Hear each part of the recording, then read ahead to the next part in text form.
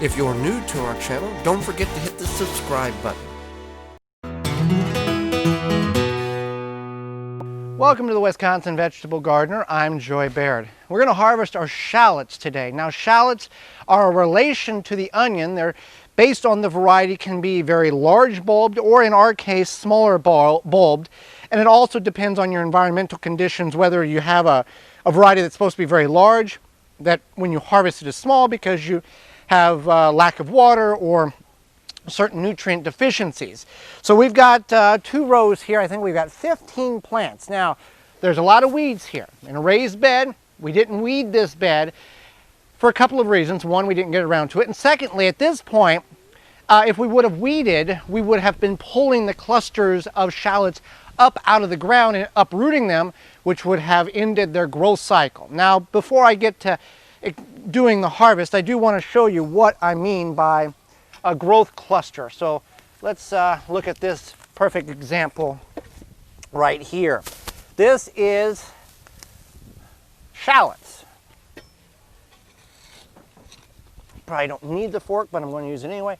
So what occurs is in the spring we plant 1 bulb. Then over the course of the growing season it divides itself into, in this instance, 4, sometimes 6, 8, 10 bulbs, and then you can save this and replant it next year. Unlike onions, we found that shallots do not go to seed that second year. Onions, if you did this, would. So these are much sweeter. However, if you do not like peeling onions, this may not be the best thing to grow. Additionally, you can clip the green tops off of them, put them in the oven and bake them based on the recommended rate, and then they'll slide right out of the skin, and they're very, very tasty, even just as a side dish. So I'm going to set these right here, and you can see with this here cluster, we had dug potatoes that was there where the beans are at. We did cover these up. You can see that those are, there's 2, 4, there's 6 there. Now those are smaller. And it all just depends on how things go. And I do have some onions in here that are not as large. That's where that marker means. Okay, I've got a cluster here. There we go.